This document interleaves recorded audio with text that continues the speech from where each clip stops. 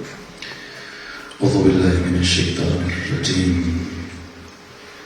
بسم الله الرحمن الرحيم. الحمد لله رب العالمين بارئ الخلائق أجمعين. الحمد لأهله والصلاة على أهله. الصلاة والسلام على سيد الأنبياء والمرسلين العبد المؤيد الرسول المسدد المصطفى الأمجد الحبيب الأحمد النبي الأمي المكي المدني السراج المنير الكوكب الدري صاحب الوقار والسكينة المدفون بأرض المدينة سيدنا ونبينا وشفيع ذنوبنا وطبيب قلوبنا وحبيب نفوسنا ومولانا أبي القاسم محمد المصطفى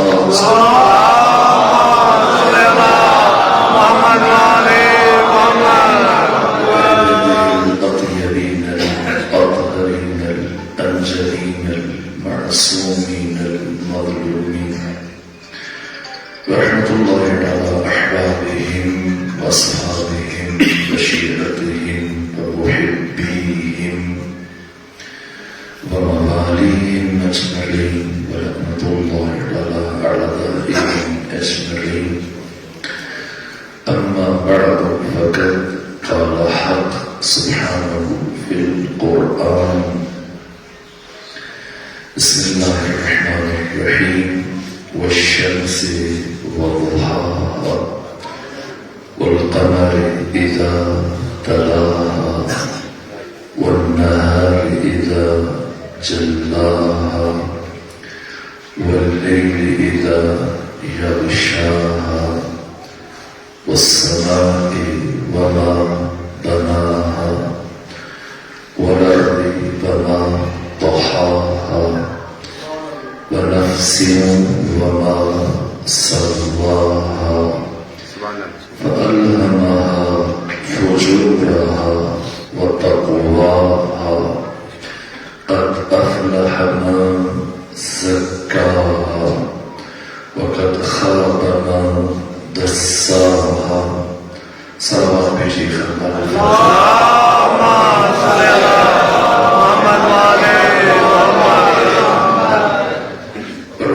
توفیق دیجیے مرتبہ پھر اس مبارک مقام پر آپ مومنین کے نورانی چہروں کی زیارت کا شرف حاصل ہوا. پروردگار اس مبارک شب میں اور ان مبارک لمحات میں یہ دعا کرتے ہیں کہ آپ سب کو طول عمر صحت و سلامتی کے ساتھ عطا فرمائے. رات کی اس مقدس اور نورانی محفل میں جو مومن اپنے دل میں کوئی حاجت یا دعا لے کے آیا پروردگار اپنے محبوب محمد مصطفیٰ صلی اللہ علیہ وسلم کے صدقے میں ہر مومن کی ہر حاجت کو پورا فرما، ہر دعا کو مستجاب فرما. اپنی دعاؤں کی قبولیت کے لیے خاندان فاطمہ پر صلوات بھیجیے.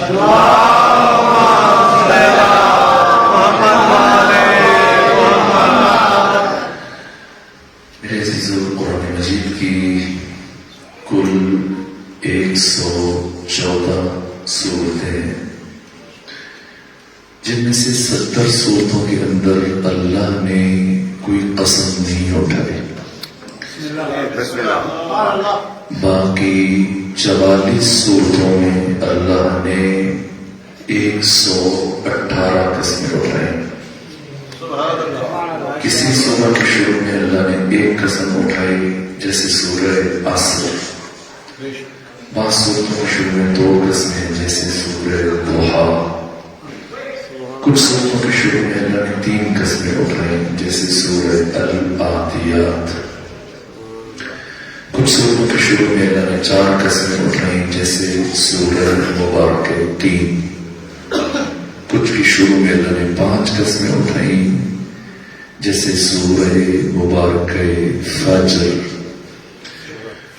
اور سورہ فجر کے بعد صرف ایک مقام ہے جہاں اللہ نے 5 سے زیادہ قسمیں اٹھائیں، پھر پورے قرآن مجید میں اس سے زیادہ قسمیں کسی دوسرے مقام پر نہیں اٹھائی. اور یہ سورہ مبارکہ شمس ہے جس میں اللہ نے مسلسل 11 قسمیں اٹھائی، یعنی کل 15 آیتیں سورہ شمس کی، اور 15 میں سے پہلی 7 آیتوں میں حق تعالیٰ نے 11 قسمیں اٹھائیں. اور سب سے پہلے سورج کی قسم اٹھائی، فرمایا والشمس وضحاها، مجھے سورج کی قسم اور مجھے وقت ضحا کی قسم، والقمر اذا تلاها، اور مجھے چاند کی قسم جب وہ بلا فاصلہ سورج کے ساتھ ظاہر ہوتا ہے، والنہار اذا جلاها، مجھے دن کی قسم جب دن پوری طرح سے متجلی ہو جاتا ہے، روشن ہو جاتا ہے، واللیل اذا یغشاها، اور مجھے رات کی قسم جب وہ چھا جائے گی، واللیل اذا یغشاها، والسماء وما بناها، مجھے آسمان کی قسم اور اس کے حسن صنعت کی قسم، اس کی عمدہ اور حسین بناوٹ کی قسم، والارض وما طحاها، مجھے زمین کی قسم اور مجھے زمین کے بچھائے جانے کی قسم. اور پھر 7ویں آیت میں اللہ نے 10ویں اور 11ویں قسم اٹھائی اور فرمایا وَنَفْسٍ وَمَا سَوَّاهَا، مجھے نفس انسانی کی قسم، روح انسانی کی قسم اور اس کے توازن، اعتدال اور تسویہ کی قسم. اس کے بعد پھر 8ویں آیت میں اللہ نے آخری قسم کی وضاحت فرمائی اور فرمایا فَأَلْهَمَهَا فُجُورَهَا وَتَقْوَاهَا، ہم نے اس نفس انسانی میں فجور کو بھی رکھا اور تقویٰ کو بھی رکھا، دونوں کو الہام کیا. اور پھر اللہ نے وہ بات کہی جس ایک بات کے لیے اللہ نے سب سے زیادہ قسمیں اٹھائیں. یہ 11 قسمیں صرف اس ایک بات کے لیے. کیا فرمایا؟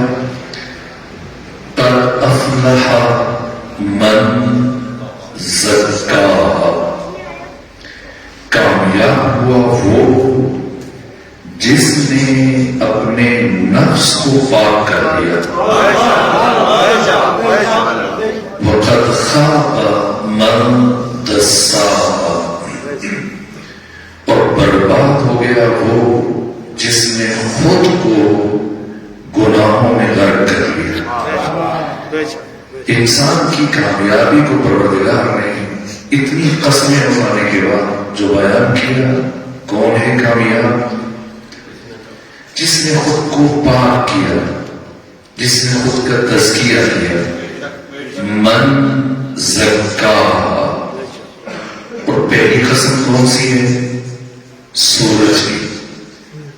آئیں مل کے یہ سوچتے ہیں ان مبارک لمحات میں کہ اس سورج کا انسان کے نفس کی طہارت سے انسان کے نفس کی پاکی سے اور تزکیہ نفس کے ساتھ کیا تعلق ہے؟ کیا تعلق ہے؟ نعوذ باللہ، کیا خدا بے رب گفتگو کر رہا ہے؟ سورج کا کیا تعلق ہے کہ نفس انسانی کے تزکیہ کی بات اور خدا سورج کی قسم اٹھائے؟ درحال کہ قرآن رب اندر رب، ہر بات میں ہر لفظ میں دقیق رابطہ ہے۔ میں نے کبھی اس موضوع کو بیان کیا اعجاز عدد یہ قرآن کے ہے، آپ کے ہاں بھی میں نے اشارے کیے۔ پھر سورج سے مراد کیا ہے؟ اگر سورج سے مراد یہی سورج ہے تو پھر اس سورج کا انسان کے نفس کے تزکیہ کے ساتھ کیا تعلق ہے؟ کیا یہ سورج انسان کے نفسوں کا تزکیہ کرتا ہے؟ نفسوں کا تزکیہ اور پھر شمس اور سورج کی بات، یہ دو باتیں بتا رہی ہیں کہ یہاں سورج سے مراد کوئی اور ہے۔ کون سا سورج ہے جو انسان کے نفوس کا تزکیہ کرتا ہے، ناپاک نفسوں کو پاک کرتا ہے، انہیں طاہر و طیب بناتا ہے، انہیں پاک بناتا ہے؟ تو القرآن یفسر بعضہ بعضا، قرآن کا بعض حصہ بعض دوسرے حصے کی تفسیر بیان کرتا ہے۔ تو سورہ جمعہ میں پروردگار نے انسانی نفوس کے تزکیہ کی بات کی تو ساتھ میں یہ بھی سمجھ میں آ گئی کہ سورج سے مراد کیا ہے۔ کیا فرمایا؟ هو الذی، وہ ہے کہ جس نے بعث مبعوث کیا فی الامیین، امیین میں رسول کیا کرتا ہے وہ رسول؟ یتلو علیہم آیاتہ، یہ ان امیین پر اس کی آیتوں کی تلاوت کرتا ہے اور وَيُزَكِّيهِمْ، سورہ شمس میں پروردگار تزکیہ کی بات کر رہا ہے۔ کامیاب ہے وہ جس نے اپنا تزکیہ کر لیا۔ اور یہاں جب اپنے رسول کی بات کر رہا ہے تو کیا فرما رہا ہے؟ رسول پہلا کام کیا کرتا ہے؟ آیتوں کی تلاوت کرتا ہے۔ کس کے لیے؟ امیین کے لیے۔ اور وَيُزَكِّيهِمْ، ان کے ناپاک نفوس کو پاک کرتا ہے۔ وَيُعَلِّمُهُمُ الْكِتَابَ وَالْحِكْمَةَ، اور انہیں کتاب اور حکمت کی تعلیم دیتا ہے۔ تو کچھ روشن ہوا کہ سورج سے مراد کیا ہے، اور اگر اب بھی روشن نہ ہوا ہو تو سنیں اصول کافی میں ابو جعفر یعقوب قرینی نے جو روایت چھٹے امام سے بیان کی، امام صادق فرماتے ہیں کہ سورہ مبارکہ شمس میں سورج سے مراد میرے نانا محمد مصطفیٰ صلی اللہ علیہ وآلہ وسلم،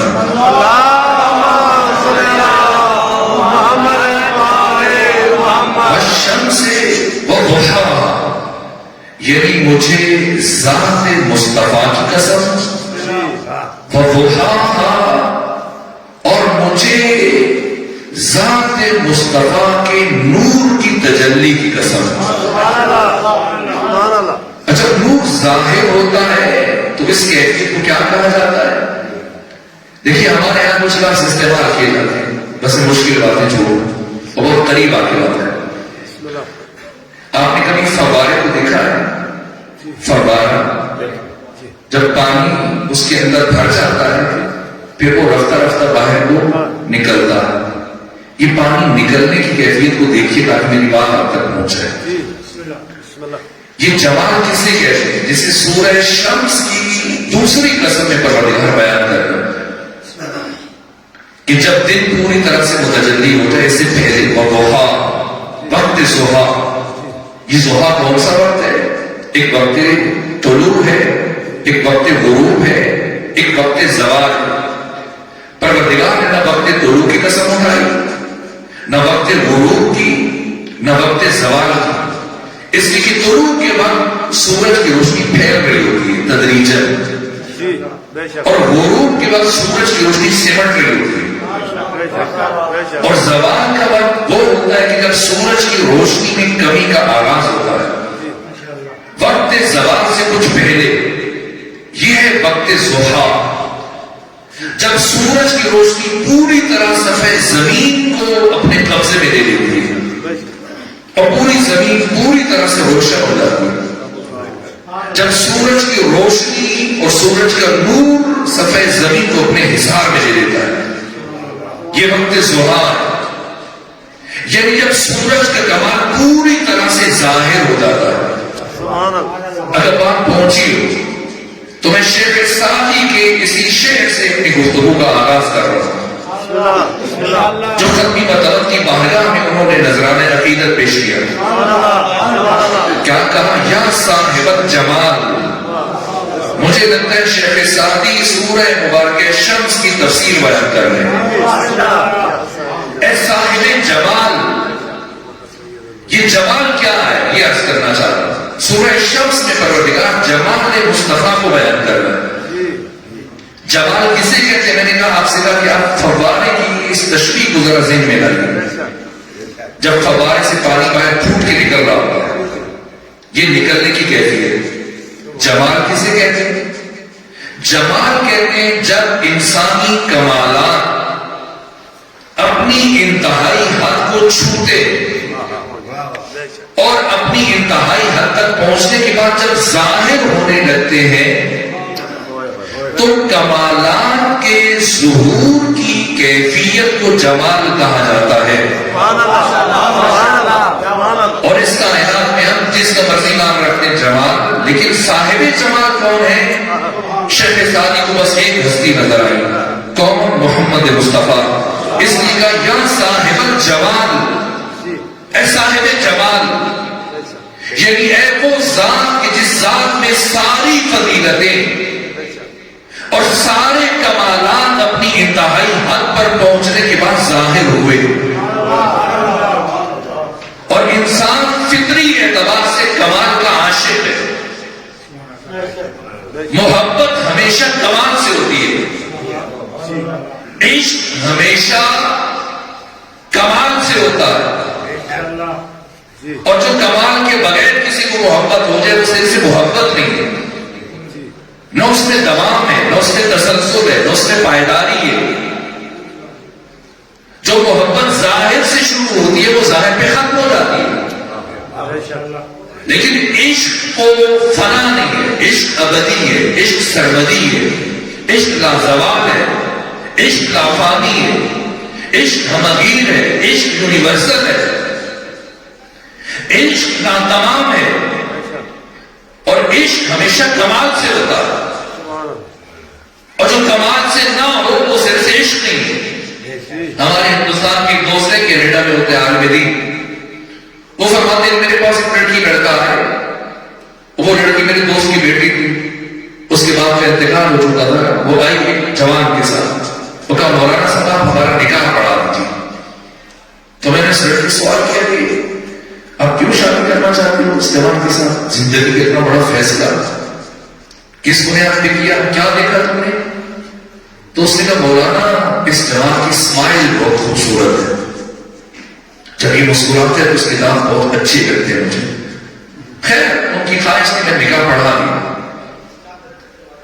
اور پھر وہ بتاتے کہ ابھی ایک ہفتہ مکمل نہیں ہوا اور وہ دونوں جوان لڑکا اور لڑکی دوبارہ میرے پاس آئے. میں نے مجھے کیسے آتا ہوا کہ مولانا آپ ہمارا سیکھے طلاق جاری کریں، ہم اکٹھے نہیں رہ سکتے. تو میں نے اس لڑکی سے پوچھا کہ کیوں طلاق لینا چاہتا؟ تو اس نے کیا کہا کہ مولانا اس کے دانتوں سے اسمیل آتی ہے، یہ پریشر، یہ محبت ہے جو دانتوں سے شروع ہوئی دانتوں پہ ختم ہو گئی. نہیں یہ صرف سے محبت نہیں ہے، یہ مذاق ہے. محبت ہمیشہ کمال سے ہوتی ہے. یہ ظاہری جس کو زوال ہے، یہ خط و خال دیکھیں تو کسی کا فریفتہ ہوتا ہے، بہت جلد ختم ہو جاتا ہے۔ میں اقبال کا شعر بھی پڑھ سکتا تھا، میں نے بالقصد نہیں پڑھا۔ اقبال کہتے ہیں حسن یوسف دم عیسیٰ ید بیضا لائی، لیکن مجھے اس شعر میں بہت کمی نظر آتی، اس لیے کہ اقبال کہہ رہے ہیں کہ 3 نبیوں کے کمالات کی طرف اشارہ کیا اقبال نے۔ حسن یوسف 1، دم عیسیٰ 2، ید بیضا جناب موسیٰ کا معجزہ 3، اور پھر خلاصہ کیا اور کہا کہ انچے خوبہ ہمیں دارد، وہ خوبیاں جو 1,24,000 نبیوں میں ہیں، تو تنہا دارد، وہ سب کی سب ایک ساتھ آپ میں، لیکن میں سمجھتا ہوں اقبال سے حق کے نعت ادا نہیں ہوا اور ختمی مرتبہ کی فضیلت بیان نہ کر سکے، اس لیے کہ اگر 1,24,000 نبیوں کی ساری خوبیاں اور کمالات ہم ایک پرڑے میں رکھیں اور دوسرے پرڑے میں ختمی مرتبہ کے کمالات کو رکھیں تو کیا یہ برابری کی منزل ہے؟ نہ، نسبت نہیں ہے۔ پیغمبر یہ سب بھی اپنے وجود میں رکھتے ہیں اور اس سے مازاد بھی بہت کچھ رکھتے ہیں۔ کسی نبی کے ساتھ ختمی مرتبہ کی نسبت ممکن نہیں ہے۔ حسن یوسف کا، حسن مصطفیٰ کا، عشق یوسف کا، عشق مصطفیٰ کا، یوسف کا حسن تھا جسے دیکھ کر زلیخا اسیر ہوئی اور یوسف کے عشق میں مبتلا ہوئی، اور پھر جب خواتین نے تانا زنی کی، اس نے سب کو بلایا، اکابرین نے میں سے کی ازواج کو، بیویوں کو بلایا اور سب کو اکٹھا کیا، اور جب سب اکٹھی ہو گئی سب کے ہاتھوں میں پھل دی اور بیچ میں سے یوسف کو گزارا، اور قرآن کیا فرماتا ہے؟ قرآن فرماتا ہے فَقَطَعْنَا أَيْدِيَهُنَّ، وہ جتنی بھی سب کی سب نے پھل کاٹنے کے بجائے اپنی انگلیاں کاٹ ڈالی، کہ قرآن بیان فرما رہا ہے یہ حسن یوسف کی حد انتہا ہے اور یہ عشق یوسف کی حد انتہا ہے۔ کیا آج یوسف کے دور انگلیاں کاٹ رہا ہے؟ نہ، بات ہوئی ختم ہو گئی تمام، تو مصطفیٰ کو وہ حسن یوسف کا، یہ حسن مصطفیٰ ہے، وہ عشق یوسف کا، یہ عشق مصطفیٰ ہے۔ یوسف کے لیے ایک مرتبہ انگلیاں کٹی، بات ختم ہو گئی۔ یہ محمد مصطفیٰ ہے جو ظاہری طور پر اپنے عاشقوں اور اپنے محبوں کے درمیان موجود نہیں ہے، ہمارے درمیان سے پردہ کیے ہوئے 1400 سال گزر گئے، اس کے باوجود حسن مصطفیٰ کا عالم یہ کہ آپ کے عاشق اتنے جذب ہیں آپ کے حسن میں، اور عشق کا مرحلہ یہ، منزل یہ کہ آپ کے نام پر اپنی انگلیاں نہیں اپنے سر کٹوانا باعث فخر سمجھتے ہیں۔ عشق مصطفیٰ ہے۔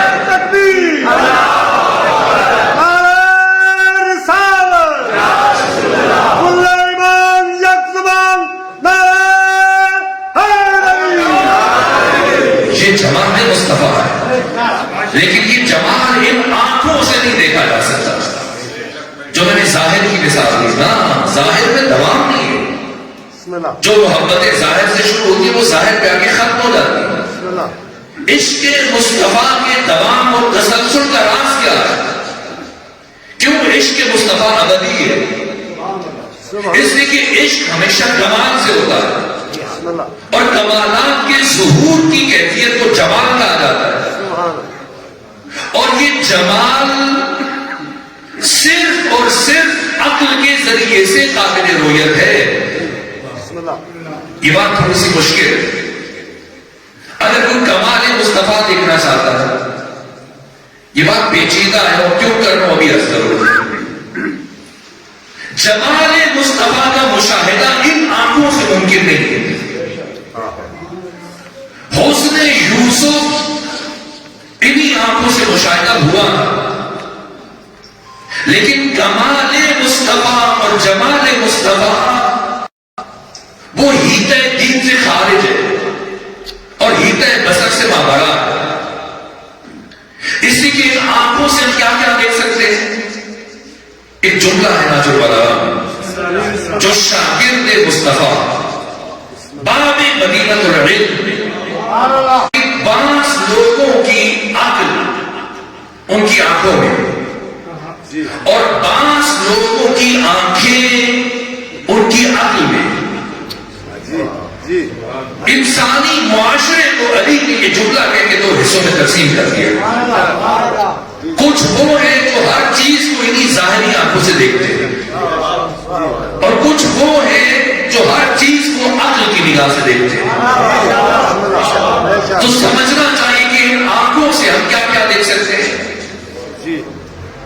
جواہر آنکھ سے قابل رؤیت نہیں، اور جواہر سے یہ کائنات کٹی ہوئی، لیکن ہم جوہر کو آنکھ سے نہیں دیکھ سکتے۔ صرف مادیات میں سے صرف آراز میں سے فلسفی اعتبار سے صرف کم اور کیف میں سے صرف رنگ اور روشنی، اور رنگ اور روشنی کا صرف اتنا حصہ جو ہوا سے خمسہ کی رینج میں آ جائے، یہ ہمارے لیے مجہول سے معلوم بن جائے گا۔ تو ان آنکھوں سے صرف اتنا دیکھا جا سکتا ہے۔ عرب کو کیوں دھوکا ہوا؟ اہل عرب بدو، اہل حجاز، اہل مکہ، قرآن بیان فرما رہا ہے، جب پیغمبر کو دیکھتے تو کیا کہتے؟ یہ کیسا رسول ہے، یمشی فی الاسواق، یہ ہماری طرح بازاروں میں چلتا ہے، ہماری طرح کھاتا ہے، ہماری طرح پیتا ہے، ہماری طرح بولتا ہے، ہماری طرح گفتگو کرتا ہے، اس کی زندگی پہناوا سب کچھ ہم جیسا ہے۔ کیوں دھوکا ہوا اسے؟ اس لیے کہ وہ ظاہر کو دیکھ رہا ہے، اور پیغمبر کون ہے؟ محمد مصطفیٰ صلی اللہ علیہ وآلہ وسلم، ایک ذی مراتب ہستی ہے۔ بات تھوڑی سی مشکل ہے، میں آسان کر دوں، اور کسی ذی مراتب ہستی کو درک کرنا یہ مشکل کام ہے۔ کیوں؟ اس لیے اس کا ایک ظاہر بھی ہوتا ہے، ایک باطن بھی ہوتا ہے، ملک بھی ہے، ایک ملکوت بھی ہے، اس کا ایک ظاہر ہے، اس کا ایک شہود ہے۔ تو ختمی مطلب ذی مراتب شخصیت ہے، اور آقا کو آنکھوں کے ساتھ دیکھنا یہ ممکن نہیں ہے، ظاہر نظر آئے گا۔ اگر کوئی کمال مصطفیٰ کو مشاہدہ کرنا چاہتا ہے اور جمال مصطفیٰ کو مشاہدہ کرنا چاہتا ہے تو جمال مصطفیٰ صرف اور صرف عقل کے ذریعے سے قابل رؤیت ہے۔ عقل دیکھے گی، کمال کو درک کرے گی، اور دل اس کمال کا عاشق ہو جائے گا۔ پھر یہ عشق ابدی بن جائے گا، یہ عشق سرمدی بن جائے گا، یہ عشق لازوال بن جائے گا، یہ عشق آفاقی بن جائے گا، یہ عشق یونیورسل بن جائے گا، ہمگیر بن جائے گا، لافانی بن جائے گا۔ پھر یہ عشق کبھی ختم نہیں ہو سکتا۔ پھر یہ زلفوں سے نکل کر، کمبل سے نکل کر، کملی سے نکل کر، ظاہر سے نکل کر کمالات مصطفیٰ کا مشاہدہ کرتا ہے۔ پھر یہ عشق کا زوال بنتا ہے۔ اسی لیے شیخ سعدی فرما رہے یا صاحب الجمال وَيَا سَيِّدَ الْبَشَرِ، کیونکہ صاحب جمال ہے اس لیے سید البشر ہے، اس لیے ہر بشر کے سردار ہے محمد مصطفیٰ۔ اور جمال مصطفیٰ کی کس کے ساتھ تشبیہ دی؟ دیکھیں یہاں بزرگ بیٹھے اور جوان بھی بیٹھے، اور بہت سارے افراد شادی شدہ ہے، بلکہ اکثر شادی شدہ ہیں، گھروں میں بچے موجود ہیں، بیٹے ہیں، کچھ ایسے دادا جن کے گھروں میں پوتے موجود ہیں، آپ میں سے کچھ نانا ہے جن کی نواسے موجود ہیں۔ اگر آپ میں سے کوئی نانا اپنے نواسے کو اٹھائے اور نواسا بہت اچھا لگے تو وہ اپنے نواسے کے صورت کی، چہرے کی تشبیہ کس سے دیتا ہے؟ چاند سے۔ دادا ہے، پوتے کی صورت کی تشبیہ کس سے دیتا ہے؟ چاند سے۔ اور شیخ سعدی نے ختمی مطلب کو کیا کہا؟ صاحب جمال۔ تو اب آپ کے جمال کی تشبیہ کس سے دیتے ہیں؟ اس لیے کہ ہم جس سے تشبیہ دیتے ہیں چاند، یہ چاند تو ختمی مطلب کے راستے میں گرد راہ بن کر رہ گیا، نہیں بنا گرد راہ۔ ختمی مطلب نے کیوں بلایا اپنے محبوب محمد مصطفیٰ کو اپنے پاس معراج پر، اور بلایا تو پھر قرآن میں کیوں ذکر فرمایا؟ مصطفیٰ کی پرسنل بات ہے، آپس کی بات ہے. بلایا گئے، کیا باتیں ہوئی؟ قرآن میں کیوں ذکر کیا؟ قرآن میں ہمارے لیے ذکر کیا، اس لیے کہ پروردگار انسانوں کے مزاج کی سرکشی کو جانتا ہے کہ جیسے اس انسان کو تھوڑی سی کامیابی مل جائے تو یہ ڈرانے لگ جاتا ہے. ویسے کچھ نہیں کہتا، لیکن جب کوئی MLA بن جائے، MP بن جائے، چیف منسٹر بن جائے، پرائم منسٹر بن جائے، پریزیڈنٹ بن جائے، کوئی عہدہ مل جائے، منصب مل جائے، کچھ دنیاوی دولت آ جائے، اختیار آ جائے، عہدہ آ جائے، اتراتا ہے، غرور کرتا ہے، فخر و مباحات کرتا ہے. اور سب سے بڑی کامیابی جو آج تک انسان کو مل چکی ہے وہ یہ انسان چاند پہ پہنچا ہے. وہ بڑے فخر سے کہتے ہیں انسان چاند پہ گیا، آگے چلا جائے، مریخ، مشتری، زحل، عطارد، کہیں جائے. تو وہ انسان جو چاند پر گیا اور وہ جو ابھی زمین پر بیٹھا ہے، ممکن ہے جانے والا سوچے، یہ جو زمین پہ بیٹھا ہے وہ سوچے اور کہے ٹھیک ہے محمد مصطفیٰ نبی تھے، نبیوں کے امام تھے، رسولوں کے سردار تھے، بہت باکمال تھے، لیکن چاند پر تو نہیں گئے، مریخ پر تو نہیں جا سکے، مشتری، زحل، عطارد پر تو نہیں جا سکے. کیوں پروردگار نے اپنے محبوب محمد مصطفیٰ کو عرش پر بلایا؟ اور کیوں بلانے کے بعد پھر قرآن میں ذکر فرمایا؟ اس لیے کہ قیامت تک آنے والا کوئی بھی انسان کسی بھی بلندی تک جا پہنچے، کسی بھی ستارے یا سیارے تک جا پہنچے، کہیں پر پہنچ کر اترائے نہیں، غرور نہ کرے، تکبر میں مبتلا نہ ہو جائے. جہاں پہنچے اتنا ذہن میں رکھے کہ یہ سارے راستے میرے محبوب محمد مصطفیٰ کے روتے ہوئے ہیں، ان سب سے گزر کر میرا مصطفیٰ مجھ تک آیا ہے. تو وہ چاند جو محمد مصطفیٰ کے گردِ راہ بن کے رہ گیا، اس چاند کو محمد مصطفیٰ کے حسن کے ساتھ کیسے تشبیہ دی جائے؟ اس لیے شیخ سعدی نے کیا کہا جب جمال مصطفیٰ کو بیان کیا تو پھر کس سے تشبیہ کی؟ کہ یا صاحب الجمال و یا سید البشر. چاند کے ساتھ تشبیہ دینا ختمی مرتبت کی بارگاہ میں بے ادبی تھی. اس لیے کیا کہا کہ من وجهک المنیر، تیرے نور عطا کرنے والے چہرے میں لقد نور القمر، چاند کو ضیاء عطا کر دی، چاند کو روشنی دے دی.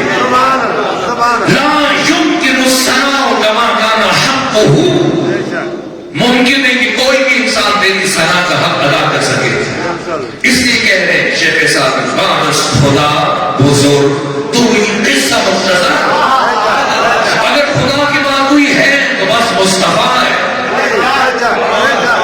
کوئی بھی انسان مقام مصطفیٰ کا ادراک نہیں کر سکتا، اس لیے کہ ذات مصطفیٰ لامحدود ہے اور ذہن بشر، عقل بشر، شعور بشر محدود ہے.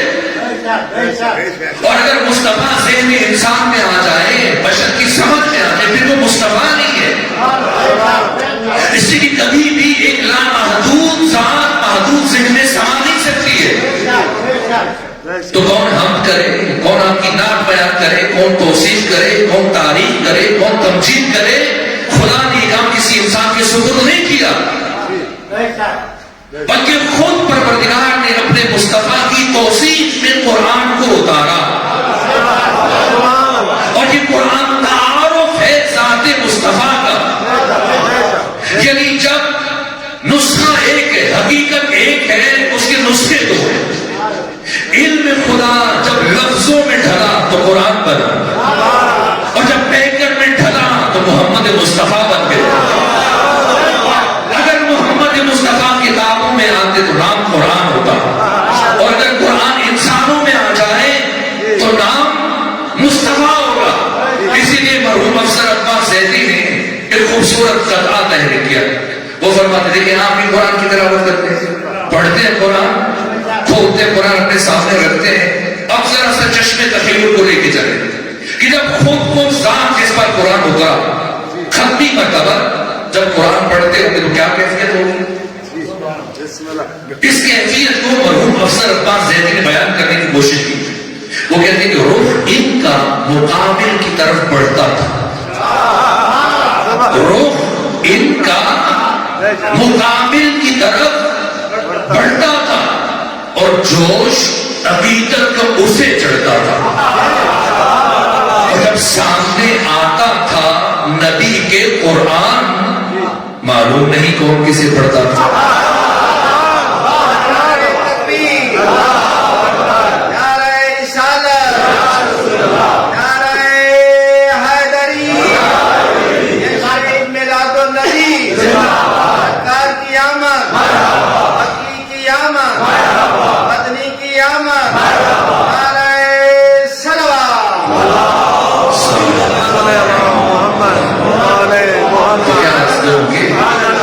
مجھے محسوس نہیں ہو وقت بہت تیز سے گزر رہا. میں تو جو عرض کرنا چاہ رہا ہوں میں نے شروع بھی نہیں کیا. میری بزرگوار سے گفتگو ہو رہی تھی.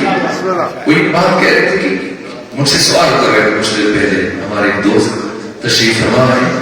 وہ کہہ رہے تھے آخر کیا وجہ ہے کہ عشق مصطفیٰ کے نام پر اور آقا کے نام پر آقا کی محبت میں سڑکوں پہ لوگ وہ کچھ مارے جا رہے ہیں کچھ مارنے والے ہیں. یہ راز کیا ہے؟ کسے صحیح ہے کسے غلط ہے؟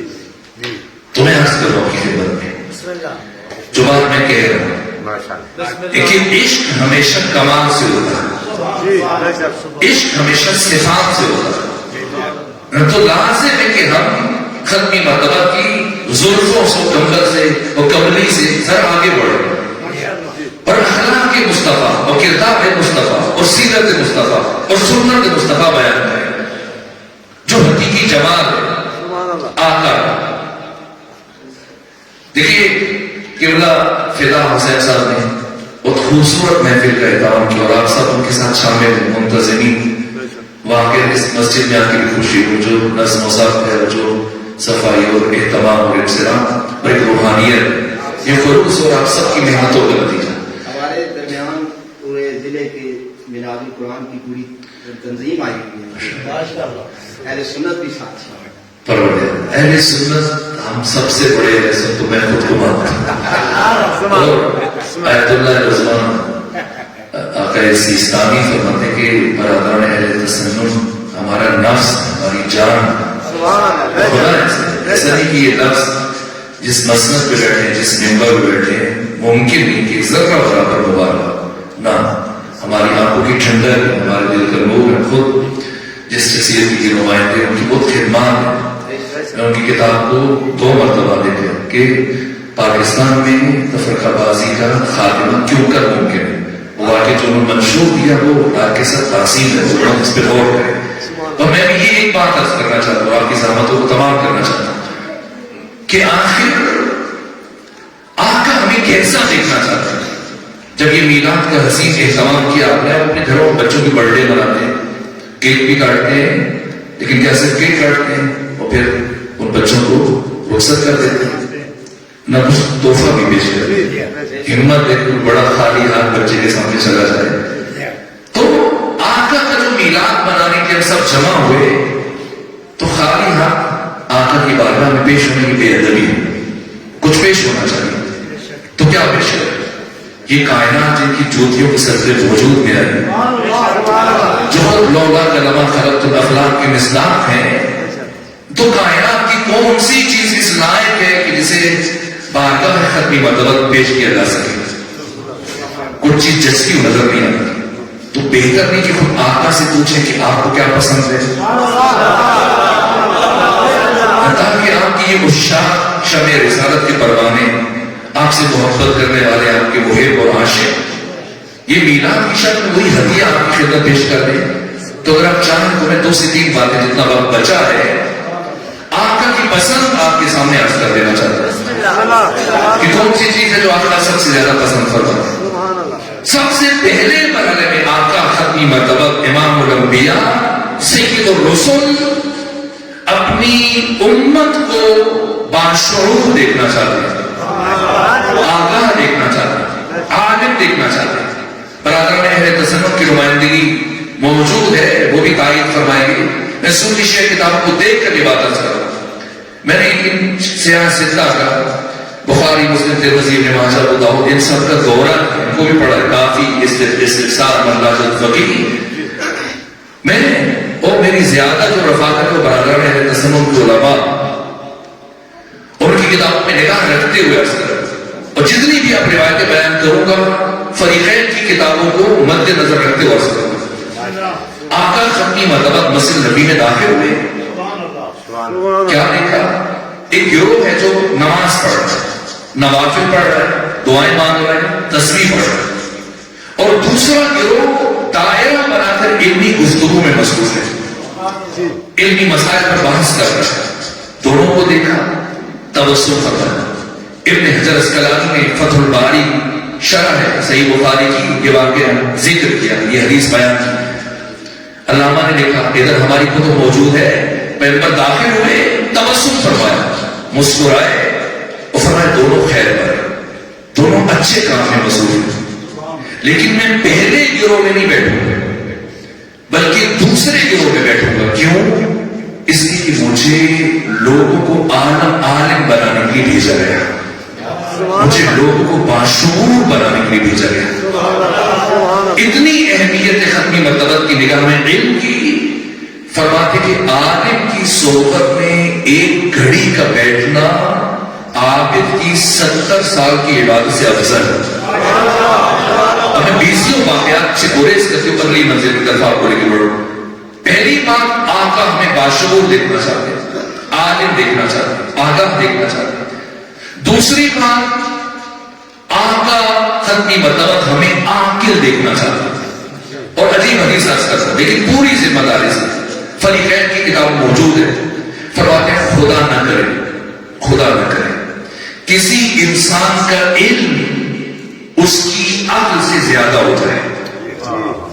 علم، کتابیں زیادہ پڑھنی، سر، نحو، منطق، فلسفہ، معانی، بیان، فقہ، اصول، رجال، باقی کتب پڑھنی، عقل کم، فرمایا خدا نہ کرے کسی کا علم اس کی عقل سے زیادہ ہو جائے۔ ایسا انسان سوسائٹی میں پرابلمز کریٹر بن جاتا ہے، لوگوں کے لیے مشکلات پیدا کرتا ہے۔ آپ دیکھ لیجیے آپ کے ملک میں کیا ہو رہا ہے، علم ہے، کیا عقل بھی اسی درجے پہ ہے؟ عقل کیسے بڑھتی ہے؟ عقل تفکر سے بڑھتی ہے، تدبر، تعقل، غور و فکر۔ خود قرآن فرماتا ہے افلا یتدبرون القرآن ام علی قلوب اقفالها، کیا ان کے دل پہ تالے؟ ختمی مرتبہ فرماتے ہیں کہ ایک لمحے کی فکر عابد کی 70 سال کی بات سے افضل ہے۔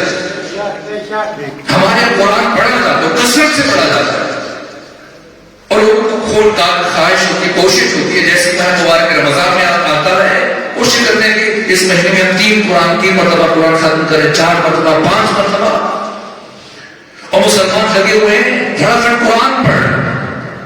سنیں آقا کیا فرماتے رب قارئ القرآن شطر القرآن والقرآن یلعنہ۔ بعض قاری قرآن کی تلاوت کرتے ہیں اور قرآن پلٹ کر ان کے اوپر لعنت کرتا ہے کہ قرآن پڑھنا چاہے اس میں تدبر نہ کیا جائے۔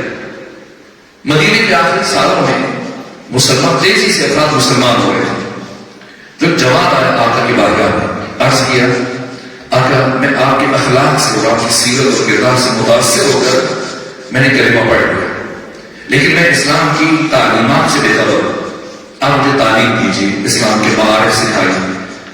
چونکہ تیزی سے لوگ مسلمان ہو گئے تھے، اسی پیغمبر کے پاس اتنا وقت نہیں ہوتا تھا کہ ہر ایک خصوصی طور پہ وقت نہیں، بلکہ سینئر صحابہ کرام کو سپرد کرتے تھے وہ پڑھے۔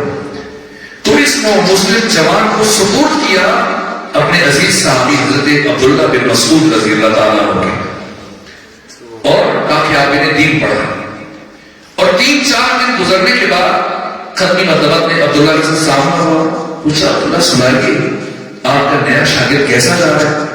کہ یا رسول اللہ وہ تو چھوڑ کے چلا گیا، وہ تو چلا گیا۔ کیوں؟ وہ تو بہت شوق سے آیا تھا، پھر کیوں چلا گیا؟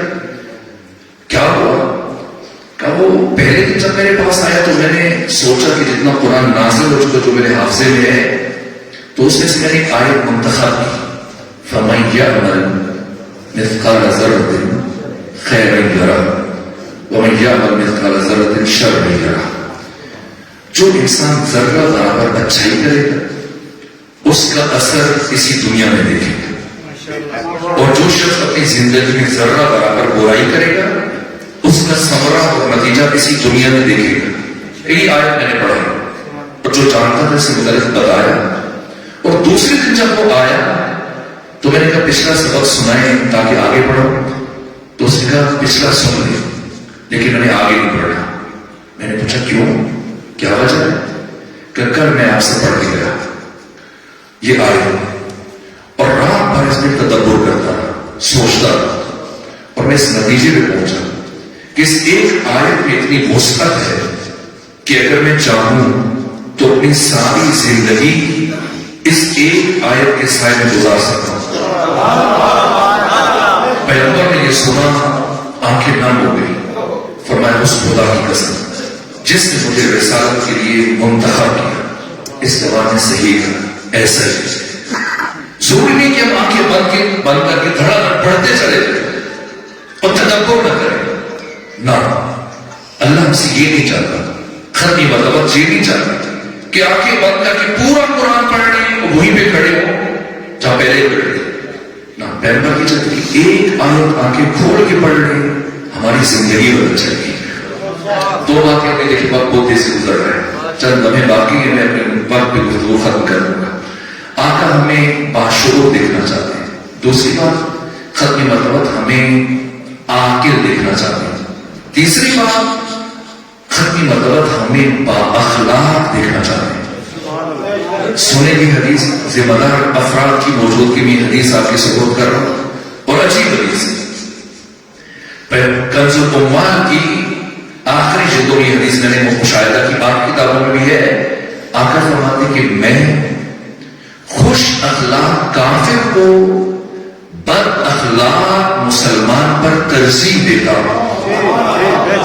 کافر ہے اخلاق اچھا ہے اس کے ساتھ بیٹھو، مسلمان ہے بد اخلاق ہے مجھے ایسا مسلمان نہیں چاہیے. اسلام اگرچہ دین علم ہے، دین معرفت ہے، دین حکمت ہے، دین بصیرت، دین آگاہی اور دین شعور ہے، لیکن اسلام اپنے علم کے زور پر نہیں پھیلا. اسلام نتیجہ ہے اخلاق کے مصطفیٰ کا اور کردار مصطفیٰ کا. ختمی مرتبہ مسجد نبوی میں تشریف فرما ہے، صحابہ کرام ہزاروں کی تعداد میں بیٹھے ہیں اور اس محفل میں مسجد نبوی کے سین میں ایک عرب بدو آیا اور اس نے آ کر ختمی مرتبہ کے سامنے دارالسلام کی کتاب چھپی ہے مجاہد ملک صاحب کی، اس میں بھی میں نے روایت دیکھی، شیعہ کتاب موجود ہے. لکھا ہے کہ وہ عرب بدو آیا اور اس نے خود کو پیغمبر گرامی اسلام کے سامنے نیند اور ریا کیا اور سین مسجد میں کھڑے کھڑے پیشاب کر دیا.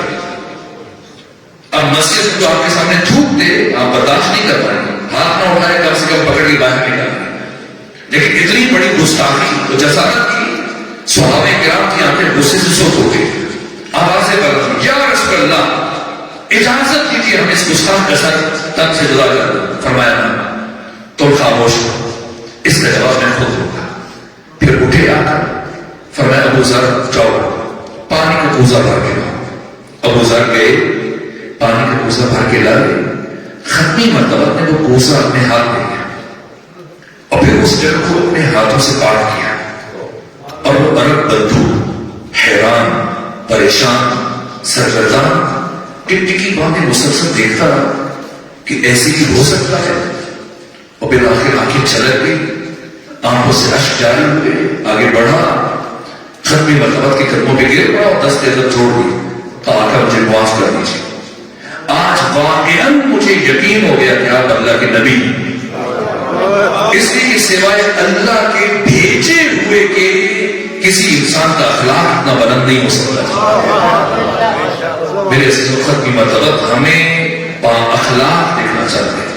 کتنی باتیں ہوئی جی؟ آنے والوں کی خوشی میں باتیں نہ بھول جائیے. 3 باتیں اور مکمل کر دیں. پہلے تنے آنے والوں کی نسبت سے 4تھی بات، آقا ہمیں خوددار دیکھنا چاہتے ہیں. ہمارے جو ملا نے ہمیں دین کا تصور دیا ہے وہ یہ کہ لمبی سی داڑھی ہو اور پیشانی پہ سجدے کا نشان و محراب بنا ہو اور ہاتھ میں تسبیح ہو، چائنا کی ٹوپی ساتھ ہو، رومال ہو. جب ہم دین کا تصور دیں اور دیندار یعنی کیسا شخص ممکن یہ سب ہو. ایک نمازی ہے، تہجد پڑھتا ہے، تلاوتیں کرتا ہے، دعائیں مانگتا ہے، لیکن دیندار نہ ہو. ختمی مرتبہ نے کیا فرمایا؟ فرمایا لا دین لمن لا معیشت اللہ. جس شخص کی معیشت نہیں ہے اس کا دین نہیں ہے. چاہے نمازیں پڑھے، روزے رکھے، عبادات کرے، لیکن اپنی ضروریات کو پورا کرنے کے لیے دوسروں کے سامنے ہاتھ پھیلائے. فرمایا میری نگاہ میں یہ بے دین ہے. یہ فرد کے لیے بھی کہا ہے، معاشرے کے لیے بھی کہا ہے. صحابہ سے پوچھا، میرے صحابہ بتاؤ ایک مسلم معاشرے کی پہچان کیا ہے؟ کسی صحابی نے عرض کیا یا رسول اللہ جہاں سب نمازی ہو. فرمایا نہ. کسی نے کہا سارے رہنے والے مسلمان کوئی کافر ہو. فرمایا نہ. اور جواب دیتے رہے. ختمی مرتبہ پھر سب کو رکھ دیا. پھر صحابی نے پوچھا یا رسول اللہ آپ بتائیں آپ کی نگاہ میں اسلامی معاشرے کی پہچان کیا ہے؟ کیا جواب دیا؟ فرمایا جہاں دینے والے بہت ہو لینے والا کوئی نہ ہو. ایک خوددار معاشرہ، ایک خوددار فرد. آقا ہمیں باوقار دینا چاہتا ہے. وقت نہیں ہے ورنہ میں اس ذہن میں دسیوں روایت کے اندر میں عرض کرتا اب ختم کر رہا ہوں. آخری بات، پانچویں بات، آقا ختمی مرتبہ ہمیں حساس دینا چاہتے ہیں.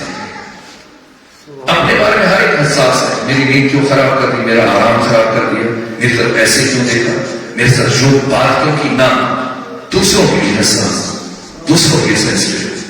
ختمی مرتبہ کا رویہ انسانوں کے ساتھ، حیوانات کے ساتھ، نباتات کے ساتھ، جماعتات کے ساتھ خود اس کے مستقل کتب لکھی جا چکی. میں اپنے بات کی بات ختم کر رہا ہوں. آقا مسجد نبوی میں نماز جمعہ پڑھا رہے ہیں. سورہ فاتحہ کے بعد جیسے ہی سورہ جمعہ شروع کی، ایک سے دو آیتیں پڑھی، سورہ جمعہ چھوڑ دی. وہ سورہ اخلاص کی تلاوت کی. دوسرے طرف میں سورہ منافقون ترک کی، ایک مختصر سورہ پڑھی. قنوت کو مختصر کیا، مستحبات کو چھوڑا، واجبات پر اکتفا کرتے ہوئے جلدی جلدی نماز جمعہ مکمل کی. جب نماز مکمل کی، آپ کے صحابی عبداللہ بن مسعود آگے بڑھے کہ یا رسول اللہ آپ بیمار ہیں؟ میں نہیں. پھر کیا وجہ ہے؟ نہ آندھی ہے، نہ طوفان ہے، نہ زلزلہ ہے، نہ سفر ہے، نہ جنگ ہے، نہ بیماری ہے، نہ کوئی اور اسی وجہ. پھر آپ نے نماز کو اتنا مختصر کیوں فرمایا؟ تو کیا فرمایا حضرت نے؟ کہ عبداللہ سن نہیں رہتے ایک بچے کے رونے کی آواز.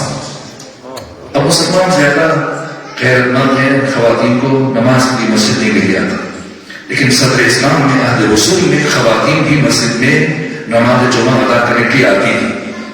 تو کسی خاتون کا بچہ نماز کے دوران رو پڑا اور اس کے رونے کی آواز ختمی مرتبہ کے کانوں تک پہنچی اور آقا نے نماز مختصر کر دی. اور صحابی پوچھ رہے ہیں آپ نے نماز مختصر کی، کیا وجہ ہے؟ کیا جواب دیا؟ میں سننے دے ایک بچے کے رونے کی آواز. جب تک یہ بچہ روتا رہتا اس کی ماں کا دل بے قرار رہتا ہے. اور اسلام ایک ماں کے دل کو قرار دینے کے لیے آیا ہے، اس کی روح کو بے چین کرنے کے لیے نہیں آیا. آقا ہمیں حساس دینا چاہتے ہیں، انسانوں سے متعلق، حیوانات سے متعلق. یہ حدیث ہے ختمی مرتبہ کی. فرماتے کہ اگر کوئی شخص سفر حج میں، حج کے سفر میں اپنی سواری کو مارے نہ تھکا دے تو نہ عدالت اس کی گواہی قبول کی جائے گی، نہ اللہ کی بارگاہ میں ایسے انسان کا حج قبول کیا جائے گا. یہ حیوانوں کے ساتھ اور نباتات کے ساتھ کیا تعلق ہے؟ رسول کے نام پر لوگوں کے سروں پہ ڈنڈے مارنا، گاڑیوں کے شیشے توڑنا، کسی بچوں کو ان کے باپ سے محروم کر دینا، یتیم کر دینا، نہ یہ کرتے ہیں کہ رسول اللہ نہیں. معاف کیجیے مجھے. اگر آپ نے لبیک کہنا ہے تو اپنے کردار سے رسول اسلام کو لبیک کہیے، اپنے رویے سے وہ رویے اپنائیے جو آقا ہم سے دیکھنا چاہتے ہیں، جو آپ کو مطلوب ہے. یہ حساسیت انسانوں سے متعلق، حیوانات سے متعلق، حتیٰ نباتات سے متعلق. ایک جوان صحابی کے ساتھ کھیتوں کے درمیان سے چل رہے ہیں اور چلتے ہوئے ہوتا ہے کبھی کبھار انسان بے خیالی میں کوئی پتا توڑ لیتا ہے، پھول توڑ لیتا ہے. تو اس جوان صحابی نے ایک پتا توڑا، وہ توڑ کے بے خیالی میں مسل دی. وہ پیغمبر کے بڑھتے قدم روکے اور کہا میرے صحابی تو نے کیا کیا؟ کہا کچھ نہیں یار سکتا. کہ کچھ تو کیا ہے، سوچو. اب صحابی نے سوچا تو بڑھیا، میں نے پتا توڑ کے پھینکا. فرمایا میرے صحابی کیا تم یہ سمجھتے کہ تم نے صرف ایک پتا توڑا؟ کہا یا رسول اللہ. فرمایا نہ، بلکہ تم ایک ایسی زبان ہمیشہ کے لیے خاموش کر دی جو زبان دائماً اللہ کی تسبیح اور بندگی اور عبادت مصروف ہے. آقا ہمیں احساس دینا چاہتا ہے انسانوں سے متعلق. 1 منٹ باقی میں ایک اور بات کر لیتا ہوں. حیوانات سے متعلق، نباتات سے متعلق، حتیٰ جمادات سے متعلق. ایک صحابی کا انتقال ہوا، خطیب مطلب نے جنازہ پڑھوایا، لحد میں اتارا گیا صحابی کو، قبر بنی اور خطیب مطلب قبر بیٹھے ہاتھوں سے مٹی مصفح کر رہے، برابر کر رہے، کہ سر کی طرف چلے جاتے پھر پاؤں کی طرف. باقی صحابہ انتظار کر رہے کہ ہنگام غروب ہے، آقا چلیں تاکہ واپس قدم کو جائیں. یہاں تک کہ جب زیادہ وقت گزرا تو ایک صحابی آئے حضرت کی بارگاہ میں. وہ کیا جملہ تھا کہ یا رسول اللہ مرنے والا مر گیا، کیا فرق پڑتا ہے کہ اس کی قبر کی مٹی کو مصفح کیا جائے یا نہ کیا جائے؟ تو کیا جواب دیا؟ فرمایا میرے صحابی اللہ یہ چاہتا ہے کہ اگر مٹی کے اوپر ہاتھ رکھو تو وہ بھی سلیقے کے ساتھ ہاتھ رکھو. پروردگار ہم سب کو ویسا امتی بننے کی توفیق عطا فرمائے جیسے ہمارے مولا، ہمارے آقا، ہمارے سید و سردار امام الانبیاء سید الرسول ختم مدوت ہم سے چاہتے ہیں. پروردگار ہمیں ایسی پرانی زندگی گزارنے کی توفیق عطا فرما کہ جب میدان معاشر میں اپنے مولا آقا کا سامنا ہو تو ہمارے سید و سردار، ہمارے نبی ختم مدوت ہم سے راضی ہوں، ہم سے ناراض نہ ہو. اپنی دعا کی قبولیت کے لیے ذات ختم مدوت پر ایک مرتبہ درود بھیجیں.